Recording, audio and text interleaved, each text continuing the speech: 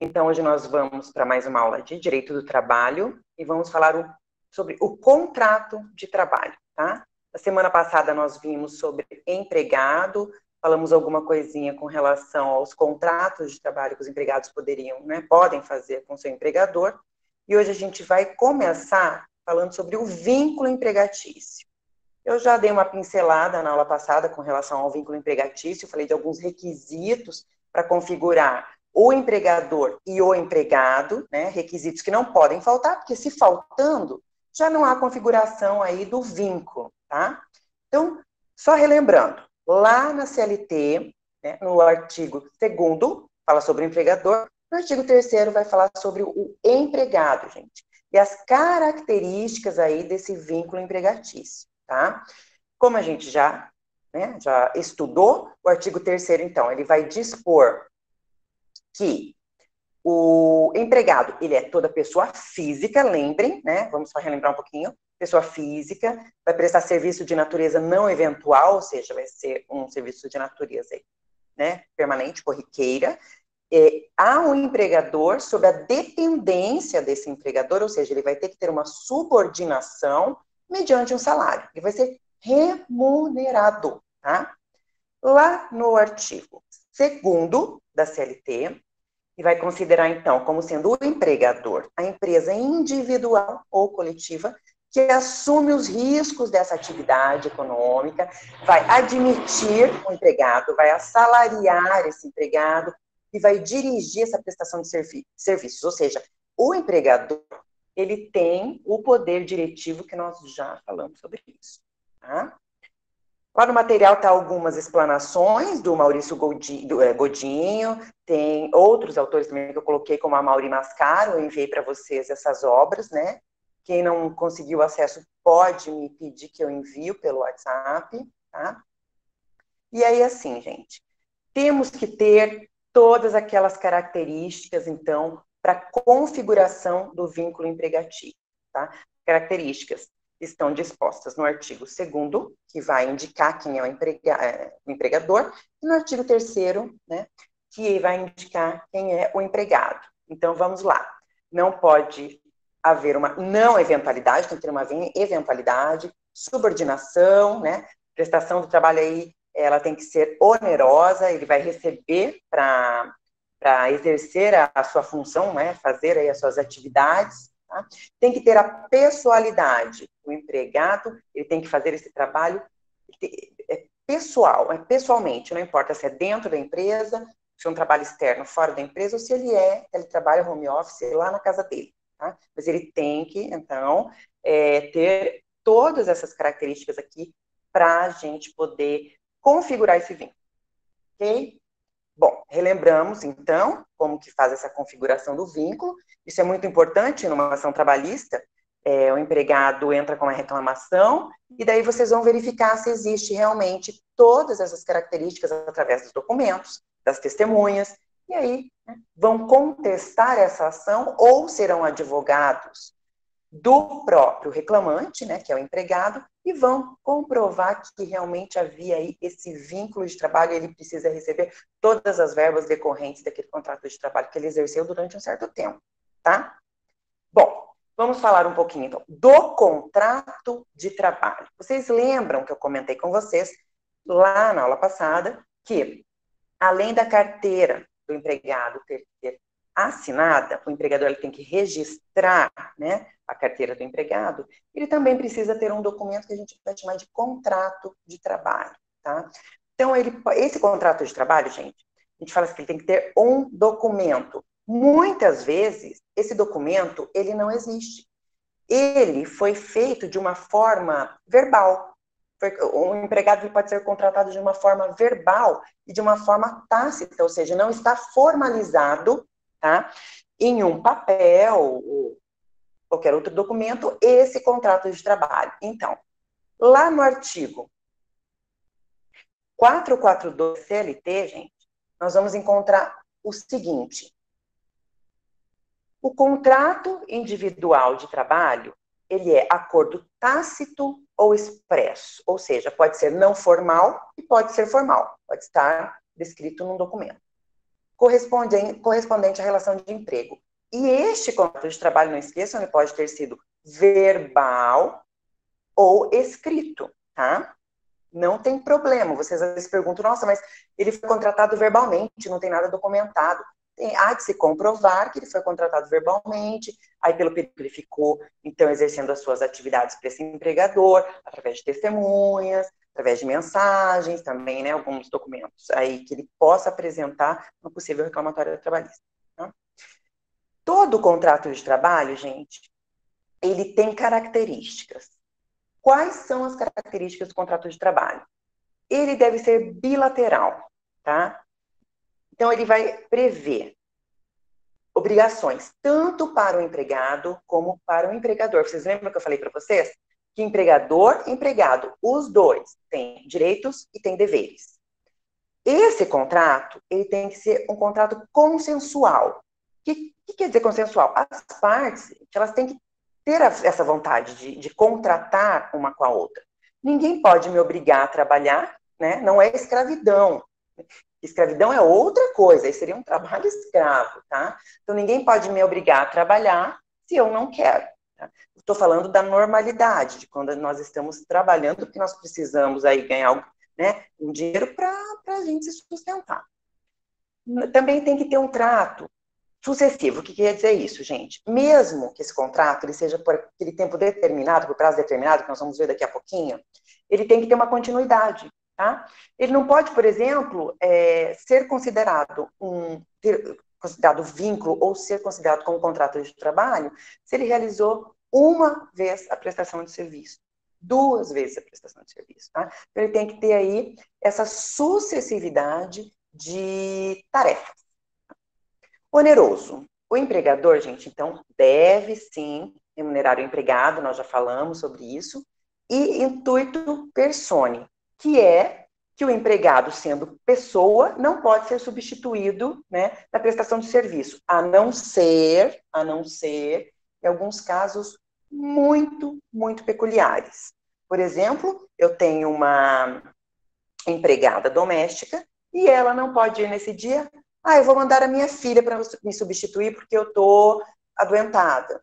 Ok, tá? Mas assim, são casos específicos, tá? E isso não é uma coisa sucessiva. Ela vai fazer isso de vez em quando, aí vai ocorrer a substituição. Mas eu estou falando aí no caso de doméstico. Numa empresa, vocês já viram alguém substituir alguém? Não tem, não existe, tá? Numa empresa que tem lá todos os seus colaboradores, não tem como aquele soldador enviar o filho dele para fazer o trabalho dele, né? Porque a empresa contratou aquela pessoa. Então, ele tem essa característica de intuito persone, tá? Bom, lá nesse contrato de trabalho, quando ele é escrito, né, no caso, quando ele está formalizado, o que tem que ter nesse documento, nesse papel que o empregado vai assinar? Ele vai ter identificação, tanto da empresa como do empregado, ele vai ter escrito lá qual função esse empregado vai exercer e vai ter um pequeno resumo do que ele vai exercer. Não são todos os contratos que trazem isso, um resumo minucioso, uma descrição minuciosa da sua função. Mas alguns contratos colocam lá mais ou menos 3, 4 linhas sobre essa atividade que o empregado vai exercer, essa função que o empregado vai exercer, tá? Tem que ter o local de trabalho, a sua jornada, quanto tempo ele vai trabalhar por dia, ou se ele vai trabalhar por semana, ou se ele vai trabalhar por mês. Vai ter que ter a remuneração dele, né, o valor da remuneração, e vai ter que ter também a data em que está sendo celebrado o início dessas atividades, a duração das férias, informações, gente, sobre a rescisão do contrato de trabalho, em que hipóteses esse empregador vai poder rescindir esse contrato de trabalho, ou vice-versa, e um instrumento que a gente chama de instrumento de regulação coletiva de trabalho, tá? Então, alguma coisa relacionada à convenção coletiva ou ao acordo coletivo de trabalho também pode estar ali no contrato de trabalho. Lembrando que cada caso é um caso, não são todos os contratos que apresentam todas essas informações. Muito bem. agora nós vamos falar os tipos de contrato de trabalho. Vários tipos de contrato de trabalho, como eu também já mencionei para vocês, né, existem aí vários tipos de empregados, já falei na aula passada, e agora a gente vai falar um por um sobre os tipos de contrato de trabalho. Vamos lá, então. A gente sempre começa pelos mais, né, amplos. No caso, o contrato por tempo determinado. Gente, contrato por tempo determinado. Professora, o que é isso? O que significa? O nome já fala tudo. Esse contrato ele vai determinar o período em que esse empregado vai trabalhar para esse empregador, tá? Então, o vínculo empregatício entre o obreiro ali, o empregado e o empregador, ele vai ter um período, apenas um período, vai ter uma data para início e vai ter uma data para o fim desse contrato de trabalho, tá? Esse prazo de validade, gente, ele vai ser, então, discutido antes da assinatura desse contrato, tá? E nesse formato desse contrato de trabalho, o empregado, ele não vai receber, por exemplo, em uma demissão sem justa causa, aquela multa rescisória, que é 40% do FGTS dele. Ele não vai receber, gente, nesse formato de contrato, aquele aviso prévio indenizado. Por quê? O aviso prévio indenizado, ele vai servir para aqueles empregados que mantêm um contrato de trabalho por tempo indeterminado, justamente para esse empregado se precaver ou ter condições de achar outro emprego no caso de uma demissão. Vamos pensar logicamente. Por que por tempo determinado ele não ganha o aviso prévio? Porque ele vai saber o dia que ele vai o dia que esse contrato vai ser rescindido. Ele sabe lá, data tal, eu não tenho mais esse emprego, então eu já estou aqui procurando outro emprego, e por isso a legislação previu que nesse tipo de contrato não há o porquê, então, pagar aí um aviso prévio para o empregado, tá? Eu coloquei ali, gente, alguns exemplos para vocês de empregados que fazem esse tipo de contrato com o seu empregador. Temos ali, ó, o artista, sabe esses globais, ou esses artistas de TV, os hollywoodianos, eles, ou mesmo até artistas do Circo de Soleil, aqui eu estou falando no geral, tá? Eles têm uma lei própria, que é a Lei 6.533, de 1978, é um pouquinho antiga, mas essa lei, então, ela regulamentou os artistas. Esses artistas, geralmente, eles fazem contrato de trabalho por tempo determinado. O empregador fala, eu vou querer os seus serviços por determinado tempo, depois a gente encerra. Se precisar renovar esse contrato, a gente renova, sem problema nenhum. Okay? A mesma coisa é para o atleta profissional, tá? Ele é atleta profissional, ele é contratado por uma equipe e ele vai cumprir um período de tempo da sua atividade, da sua função. Contratação pelo poder público, sem concurso, quando há uma necessidade temporária de um certo profissional. Tá? Eu não tenho concurso público, mas a Prefeitura de Maringá, ela está precisando urgentemente de um dentista extra lá. Eu vou ser contratada, então, com esse tipo de contrato por tempo determinado, vou realizar ali as minhas atividades, e passado esse período, quando, né, for o momento ali de encerrar, eu vou sair dali, não vou receber o aviso prévio indenizado, como eu já falei, nem a multa do FGTS. Eu vou ser um contratado temporário. Tá? Contrato para acréscimo de número de empregados. Tem uma empresa lá que agora ela resolveu fazer muita roupa e ela não tem empregado suficiente para isso. Eu vou contratar mais gente temporariamente, só para essa estação aqui, que é a estação do verão, Maringá é quente, eu preciso fazer mais roupa de verão do que de inverno. Então, vou contratar agora, vem férias, todo mundo quer comprar, todo mundo quer viajar, e eu vou contratar, então, um número de costureiras para trabalhar aqui durante 2 meses, tá? Contrato por obra certa. Lembra daquela questão de obra? Eu vou construir agora uma escola e eu preciso de mais pedreiros, eu preciso de mais eletricistas, também por tempo determinado. O rural, ele tem um contrato de prazo pequeno, esse prazo é bem pequeno, e ele não precisa ter a sua carteira anotada. Está lá naquela lei 5889 de 73. Safra. A nossa região, ela é uma região onde tem muita plantação. Não sei se vocês já viram, vocês passam assim, geralmente tem gente colhendo ou plantando. Quando é período de safra, os empregadores podem contratar temporariamente, então, alguns empregados para ajudar ali, né, na colheita ou no plantio que esteja. Tá? Trabalho temporário, temos ali que o trabalho temporário tem a lei própria, que é a lei 6.019 de 74, daqui a pouco eu vou falar um pouquinho do trabalho temporário. Treinador de futebol, mesma coisa.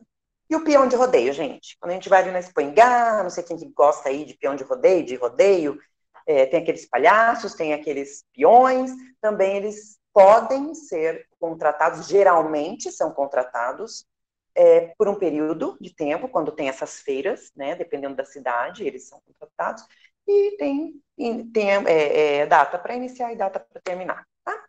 Esses aí, então, são alguns exemplos que eu coloquei para vocês, os mais comuns, que a gente, né, geralmente vê e fica sabendo e tem contato. Bom, passado, então, o contrato por tempo determinado, nós vamos agora para o contrato por tempo indeterminado. Esse contrato por tempo indeterminado é o modelo que a gente vê mais comum, né? É contratado por uma empresa e não sabe se vai continuar no emprego, às vezes fica aí apreensivo, porque chega final de ano eles fazem mudanças, né, na empresa, geralmente professores ficam bem apreensivos com isso, dessa troca, né, de professores numa faculdade ou mesmo numa escola. E aí, gente, esses contratos são por tempo indeterminado, ou seja, não tem data para acabar. Tá? É por isso que aqui se recebe a multa do FGTS, quando é dispensado, quando é demitido sem justa causa, e recebe o aviso prévio, quando o empregador não quer que o empregado cumpra o aviso prévio, ele indeniza, ele vai lá e paga, fala, ó, estou te pagando, você pode, então, procurar outro emprego, não precisa nem voltar aqui, ok? Olha, para esse contrato ele valer, a pessoa precisa fazer um tempinho de experiência.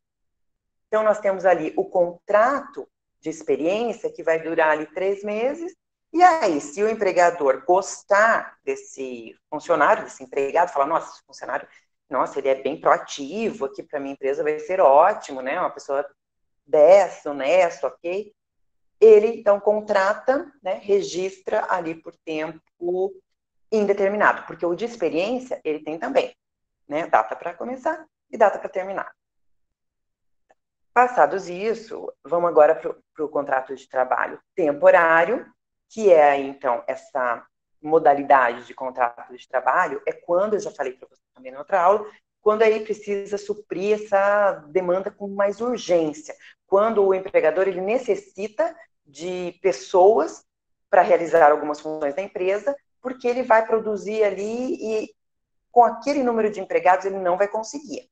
É o caso que eu falei para vocês das vendas de final de ano, Páscoa, Carnaval naquelas cidades praianas. Então, as pessoas contratam aí por um certo período e fica tudo certo. Consegue dar conta, né, de atendimento ao público e finaliza ali o contrato. Tem lá a lei 6.019/74, relembrando, a diferença ali é questão das férias proporcionais, ela é diferente de um contrato por tempo indeterminado, também coloquei o artigo, o prazo máximo, já falei para vocês, é 180 dias, tá?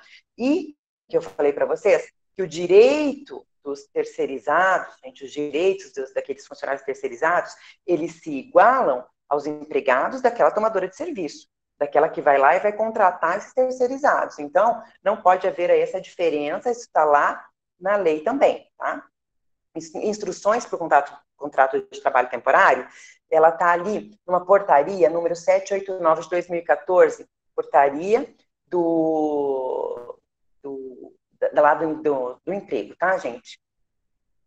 Deixa eu só ver se é essa lei mesmo. Isso, Ministério do Trabalho e Emprego, é esse aqui mesmo. Ok. Contrato de trabalho eventual agora. Já falei também na outra aula, só rapidinho. Ele é o formato, então, que se destina aos profissionais que eles vão esporadicamente nessa empresa. Tá? Tem, sim, uma semelhança com esse contrato que eu falei para vocês agora, aí, temporário, Mas a diferença é que nesse não configura um vínculo de emprego. Olha só. Então, se numa prova perguntarem o que é, né, fazer essa diferenciação de trabalho temporário para esse contrato de trabalho eventual, a diferença é essa. No temporário, ele tem o vínculo, e no eventual, ele não configura vínculo. Tá?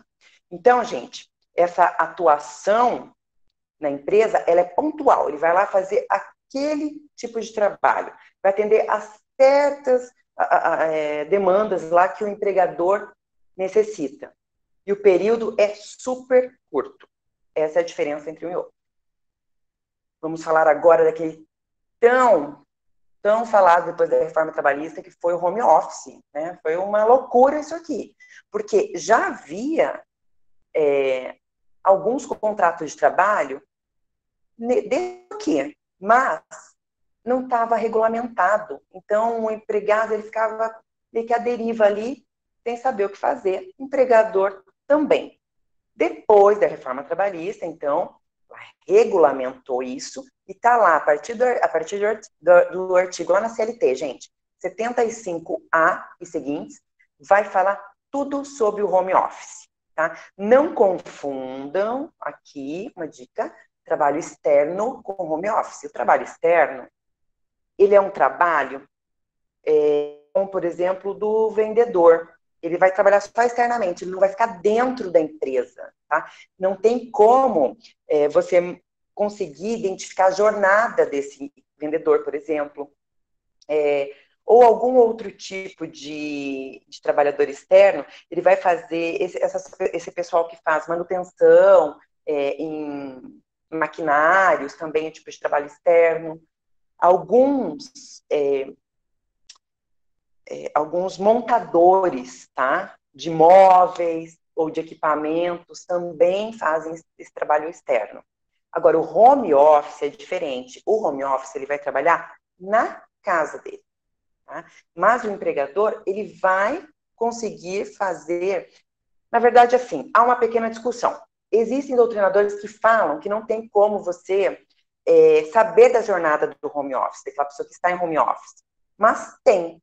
A maioria hoje defende que tem, sim, como você conseguir identificar essa jornada dele. Quanto tempo por dia ele trabalha, se ele está trabalhando o período pelo qual ele foi contratado. Eu estou em home office, eu tenho que trabalhar ali 8 horas. Claro que não vai dar para pôr uma câmera, ele fica o dia inteiro olhando o empregado. Mas tem alguns dispositivos que dá para saber quando ele está ali produzindo e trabalhando, ok?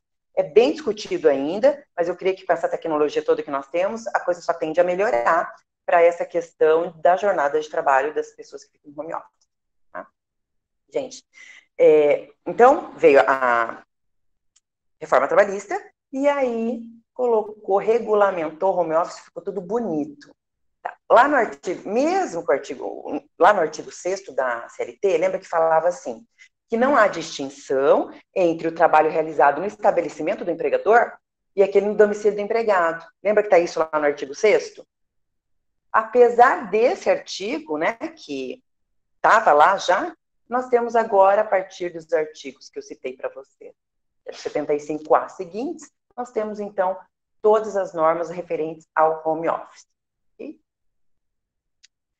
Ali no 75B tem a definição de home office, que é essa prestação de serviços, então, fora das dependências, de uma forma preponderante, ou seja, ele vai ficar a maior parte do tempo, né, trabalhando como se ele estivesse dentro da empresa, só que é em outro local.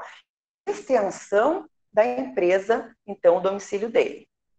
Gente, esse trabalho, o próprio texto ele já diz, ele tem que utilizar de tecnologia ali, da informação, comunicação. Já falei para você a diferença ali entre o trabalho externo e o home office. E para regulamentar, a reforma trabalhista trouxe tudo isso aí, mas ela é omissa na questão de quem é que tem, então, que ajudar esse... É o empregado que tem que comprar as coisas para ficar em home office? É o empregador que tem que comprar? O empregador tem que disponibilizar todos os equipamentos necessários para esse empregado? E o correto Teria que sim. Mas isso vai ter que estar estipulado no contrato de trabalho, aquele lá, bonitinho, que eu falei para vocês, escrito ali, ou mesmo verbalmente, né? Que, então, o empregador vai disponibilizar o que o empregado precisa para poder trabalhar bem bacana na casa dele. Isso aí, Professor, eles vão... Oi, desculpa cortar a senhora, eu tô com uma dúvida na questão do trabalho home pode office. perguntar, Vitor Hugo. No caso, você falou assim que, no caso dos equipamentos utilizados pelo empregado, o empregador ele deve fornecer ali, né, tendo no contrato. Porém, as custas, por exemplo, custos com tipo, despesas mesmo da casa, como, por exemplo, se eu sou funcionário da empresa X, certo? E eu é descontado, sei lá, almoço meu, é descontado uma porcentagem de almoço, Uhum. vale transporte e tal. Nesse período, por exemplo, que eu tô de home office, a empresa ela não pode descontar essas coisas de mim, né? Não, de jeito nenhum. Você Mas está e em as home custas? office, Tá, mas e tá? as custas? Porque eu estou utilizando a minha energia, eu estou utilizando, sei lá, se eu tenho um ar-condicionado, eu estou utilizando meu ar-condicionado, você entendeu? Eu estou utilizando Entendi. as minhas coisas. Por exemplo, a empresa, ela é obrigada a ter uma ajuda de custo, é facultativo ou não? Tá. Primeiro vamos falar do Vale Transporte. Então, como você não está utilizando o Vale Transporte, você não está se deslocando da sua casa até a empresa. Então, logicamente, isso não pode ser descontado, ok? Quanto ao Vale Alimentação, ele pode continuar assim, tá? Liberando o Vale Alimentação para você, afinal de contas, você precisa se alimentar. Não é porque você não está dentro da empresa que você vai ficar sem comer, ok? Então, ele pode fazer isso por um cartão, por um vale alimentação, que você pode ter uma compra no supermercado, tá? Por cesta básica. Aí vai depender da empresa. Depende do qual a situação da empresa, o que ela tem para os seus empregados. A Mas você questão tem do, direito, sim. certo, a questão do vale alimentação, eu devo ter passado de forma equivocada. Não seria a alimentação o benefício do vale alimentação, mas sim, por exemplo, se eu almoço, a empresa tem uma cozinha e, tipo assim, eu tenho um contrato com a empresa que é descontado um valor para poder eu almoçar na empresa, entendeu? Não Esse é pode ser alimentação. descontado. Esse Não. não. Não, de jeito nenhum. Você não está se alimentando lá na empresa. Então, isso não pode ser descontado, tá? Certo. E as despesas da casa, por exemplo? Tá, vamos para as despesas da casa. Isso está omisso na CLT. Então, isso você tem que conversar com o empregador. Quando você for fazer esse contrato de trabalho, teletrabalho, isso tem que estar especificado no contrato. Então, tem que estar escrito lá. O empregador, ele vai dar uma ajuda de custo, por exemplo, de 10% do valor da energia da casa do empregado. Ou então, alguma coisa na internet. O empregador se dispõe a pagar a internet para o empregado, já que ele vai ficar o dia todo utilizando uma internet, tem que ser uma banda larga, tem que ser uma internet rápida. O empregador ele vai ter que dar um jeito de pagar isso aí para o empregado, Mas isso é tá? obrigado ou é facultativo? É facultativo. Se ele quiser que o empregado fique em casa trabalhando para ele ter menos despesas lá na empresa dele, ele vai ter que pensar se é melhor ele fornecer isso para o empregado. Se ele achar que não vale a pena, que é melhor então o empregado ficar na empresa, ok. Ele pode, inclusive, fazer um teste com esse empregado. Ele pode, esse contrato de teletrabalho, ele pode ser modificado para um contrato de trabalho por tempo indeterminado, normalzinho. Aí o empregado ele tem que se deslocar até a casa dele e ir até a empresa. Entendeu? Ele vira um contrato de trabalho por tempo indeterminado normal, e esse contrato de teletrabalho, ele não vai mais valer, vai ter que ser feito um aditivo contratual para poder modificar isso aí. Essa questão dos gastos é muito discutida, muito, porque tem empregado que não precisaria ter uma internet tão rápida, poderia pagar mais barato para uma internet. E o empregador ele pode sim fazer um acordo e pagar essa diferença dessa internet mais barata para uma internet mais cara, porque eu creio, gente, vamos ser racionais. Todo mundo tem internet em casa. É muito raro aquela pessoa que não tem. Vocês não concordam comigo? que é muito raro, a não ser aquela pessoa que é muito pobrinha, que mora lá no fim, mas ele não vai ter nem condições de fazer um trabalho, porque ele não vai nem conseguir mexer com notebook, enfim, o que seja. Porque o teletrabalho, gente, já falei, teletrabalho, ele vai, geralmente essas pessoas que, né, firmam esse tipo de contrato de trabalho, são pessoas que ficam mexendo na internet o tempo todo. Então, é lógico que se o empregador ele quiser que esse empregado fique em teletrabalho, qual que é a lógica, gente? É claro que ele vai ter que dar essa ajuda para o empregado, porque senão não vale a pena. Ou então ele coloca isso dentro do salário, ao invés de pagar isso separadamente, vir discriminado ali no holerite, o que ele vai fazer? Ele vai falar assim, olha, eu deveria te pagar R$ 2.000 para você ficar em teletrabalho. Mas você tem despesas assim, sabe? Para mim, confuso. Eu pegar isso e pagar e né, deixar tudo discriminado no seu holerite. Eu vou aumentar o seu salário, vou aumentar para R$ 2.500 e você se vira com as despesas. Só que isso vai ter que estar escrito ali no contrato. Ou verbal, ou escrito. Geralmente, teletrabalho, o empregador não é bobo, ele vai deixar tudo escrito e especificado, para depois, em caso de haver uma reclamação trabalhista, o empregador falar, epa, pera lá, isso aqui foi combinado, foi pré-acordado entre empregado e empregador. Como um acordo. Exatamente. Eles vão ter que chegar num consenso. Por quê? Porque tanto o empregador, se o empregador, permitir que esteja em teletrabalho, é porque ele também vai estar em vantagem. Nem o empregador falar, não, fique em casa porque eu vou estar no prejuízo. Isso não existe, tá? Empregado, mesma coisa. Pode perguntar, Vitor Hugo. Mas, por exemplo, hoje na pandemia, porque hoje tem muitas empresas que foi para o teletrabalho, mas não Sim. porque a empresa está pensando em diminuição de gastos, mas sim por decretos e afins. Nesse Sim. caso, tem alguma diferença ou não mantém? É como um Tem acordo. Tá. Também como um acordo, mas veja, nós estamos em uma situação de calamidade. Então, o que acontece? Em situações assim, atípicas, Vitor Hugo, a gente tem que fazer algumas concessões, tá? O empregador, por exemplo, que permitiu que o empregado fosse para sua casa, ele vai ter que também ter um discernimento, né? E falar assim, bom, ele está em casa, então eu vou ajudá-lo de alguma forma, mas não é o que eu estou vendo por aí, tá? Essas pessoas que estão todas em teletrabalho, enfim, home office, né, como a gente fala, estão gastando por conta e risco porque não tem uma outra forma, tá, de trabalhar. Ela não pode estar presencialmente lá na empresa. E se ela falar para o empregador, eu não vou trabalhar em home office, ele pode demitir esse empregado, pagar as verbas rescisórias, pagar tudo que o empregado tem direito e pronto, acabou.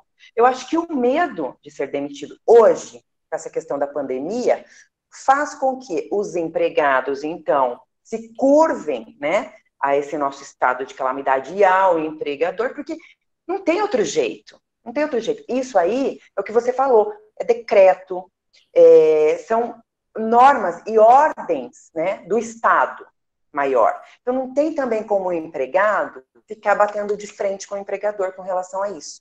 Deu para você entender?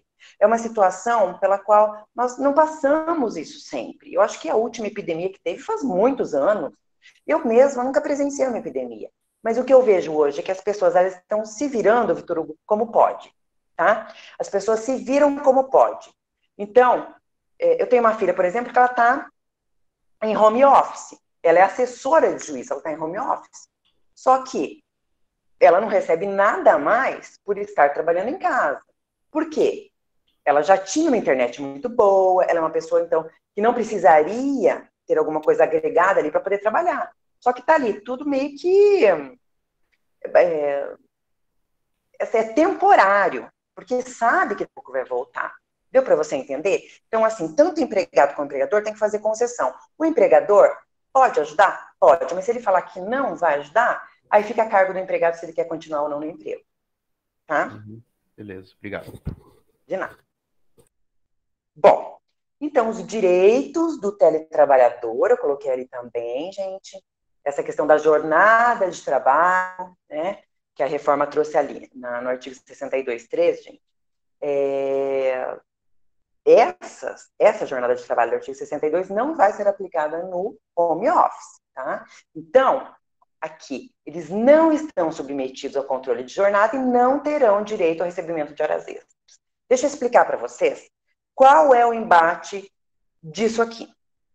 Controle de jornada e recebimento de horas extras. Vamos lá. Eu, como empregador, o que eu vou preferir? Não controlar a jornada do meu empregado. E se ele fizer hora extra, ok? Não vai receber, não tem controle de jornada, para mim vai ser melhor. Não é verdade? Concordem comigo, pelo amor de Deus. Ou eu, empregador, não, eu sou empregador certinho e etc e tal, e eu vou fazer o controle de jornada desse empregado. Eu vou instalar lá uns dispositivos e eu vou saber se ele está ali, o tal dos... tem até um nome específico lá que vê a produtividade, mas, em contrapartida, se ele ultrapassar aquele horário ali, eu vou ter que pagar hora extra. Gente, é muito complicado, isso fica muito subjetivo. Por quê?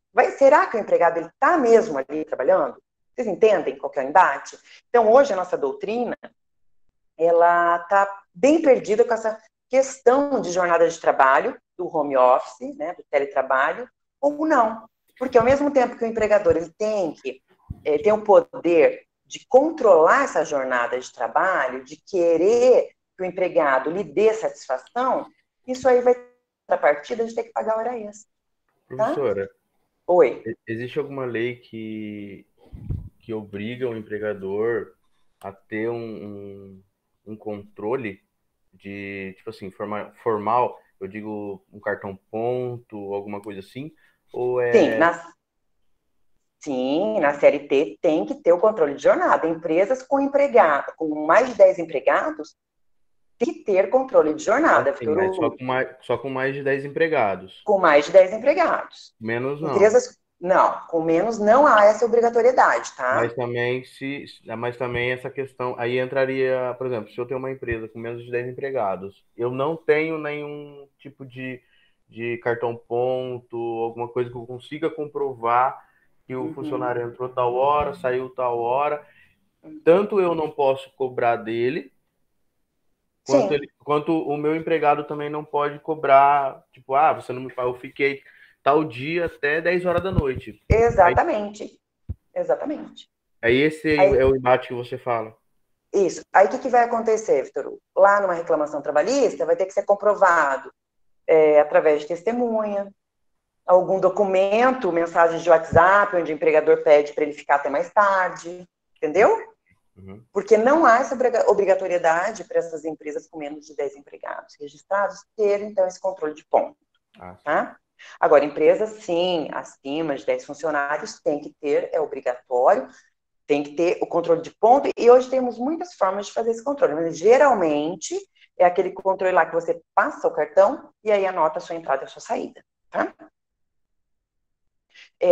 Hoje eu protocolei uma contestação, eu queria comentar com vocês, em relação a esse controle de jornada, de um caminhoneiro carreteiro. A gente trabalha aqui para uma empresa, e ela é uma empresa bem grande, nós temos esses caminhoneiros carreteiros. Como fazer o controle de jornada dos caminhoneiros, gente? Vocês têm alguma ideia de como é isso?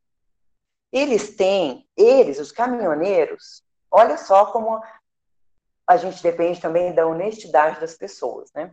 Eles têm antigamente era aquele cartão amarelo, não sei se vocês lembram, chamado cartão cartográfico, que você colocava lá entrada, é bem rústico. Entrada, deixa eu até ver se eu tenho um aqui para mostrar para vocês, não está aqui.